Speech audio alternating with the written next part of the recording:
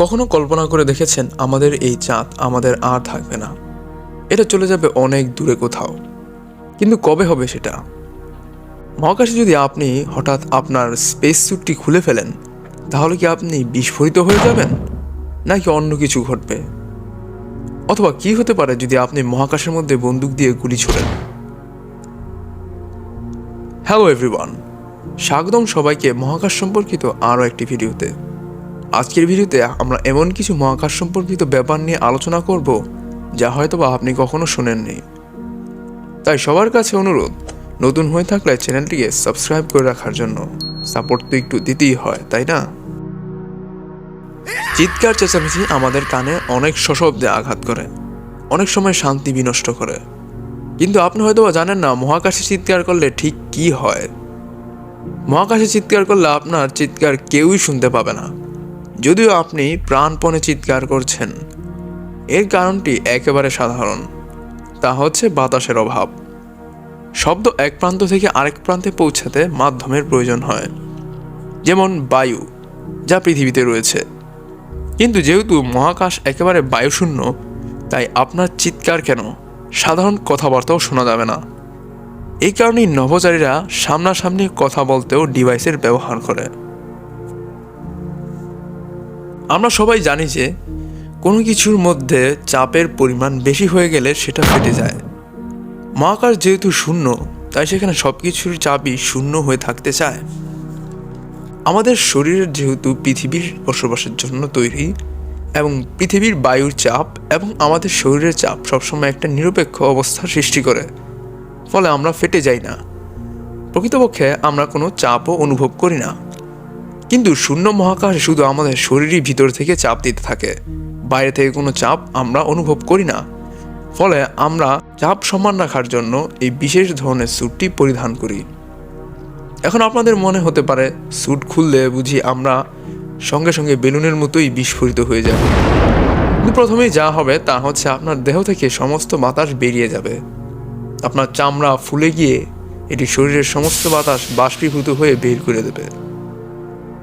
অক্সিজেনের অভাবে আপনি জ্ঞান হারাবেন, এবং যদি সূর্য থেকে অনেক দূরে অবস্থান করে থাকেন, তাহলে আপনার দেহ একেবারে বরফে জমে আজীবন মহাকাশে ভ্রমণ করতে থাকবে। অর্থাৎ আপনার দেহ ফেটে যাবে না। এবার চলুন মজাদার ব্যাপারটি সম্পর্কে জেনে নেই। যদি মহাকাশে আপনি গুলি করেন, তাহলে অনেক ইন্টারেস্টিং একটি ঘটনা ঘটবে। যেহেতু সেখানে কোনো গ্র্যাভিটি বা বাতাসের বাধা নেই, এবং যদি এটা কোনো গ্রহ বা ভাসমান কোনো পাথরের সাথে সংঘর্ষে না আসে, তাহলে আপনার করা এই গুলি আজীবন যেতেই থাকবে, যতক্ষণ পর্যন্ত না এটাকে কেউ থামায়। এমনকি এটা পুরো ইউনিভার্সও ভ্রমণ করে ফেলার সম্ভাবনা রাখে। মঙ্গল গ্রহ নিয়ে আমাদের কৌতূহলের শেষ নেই। কিন্তু আপনি কি জানেন এই গ্রহে একদিন হতে ঠিক কত ঘন্টা সময় লাগে? জানলে অবাক হবেন, মঙ্গল গ্রহের একদিনের সময় প্রায় পৃথিবীর একদিনের সময়ের কাছাকাছি।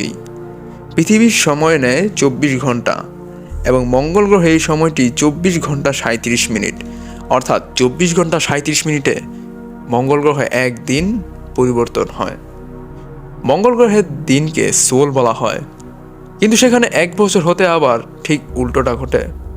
অর্থাৎ পৃথিবীর চেয়ে প্রায় দ্বিগুণ সময় নেয় মঙ্গল গ্রহের 1 বছর সম্পন্ন করতে, যা প্রায় 687 দিন। ভিডিওটি এ পর্যন্ত দেখে থাকলে আশা করি আপনার ভিডিওটি ভালো লাগছে। যদি ভালো লেগে থাকে তাহলে ভিডিওটিতে একটি লাইক এবং শেয়ার করুন। ভাবতে অবাক লাগে যে একদিন পৃথিবী থেকে চাঁদ হারিয়ে যাবে। শুনতে অবিশ্বাস্য হলেও চাঁদ ধীরে ধীরে পৃথিবী থেকে দূরে সরে যাচ্ছে।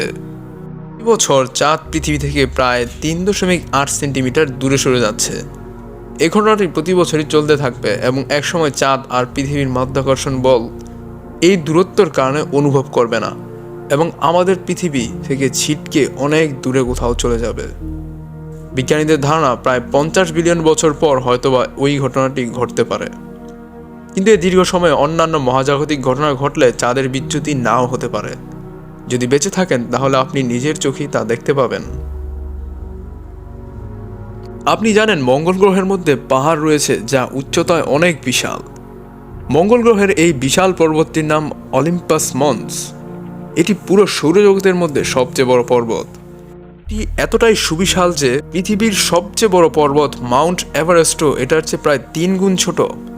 বৃহৎ এই পর্বতটির উচ্চতা প্রায় 22 কিলোমিটার বা 13.6 মাইল, যা তাকে সৌরজগতের মধ্যে সবচেয়ে বড় পর্বতের স্বীকৃতি লাভ করতে সাহায্য করেছে। আজ এই পর্যন্তই। যদি পরবর্তী ভিডিওতে আপনারা সৌরজগতের মধ্যে সবচেয়ে বড় পর্বত সম্পর্কে বিস্তারিত জানতে চান, তাহলে কমেন্ট করতে ভুলবেন না। ভিডিওটি ভালো লাগলে আবার বলছি একটি লাইক এবং শেয়ার করার জন্য। যারা চ্যানেলে সাবস্ক্রাইব করেছেন তাদেরকে অসংখ্য ধন্যবাদ। যারা করেননি তারা প্লিজ চ্যানেলটিকে সাবস্ক্রাইব করুন। দেখা হচ্ছে পরবর্তী ভিডিওতে। ধন্যবাদ।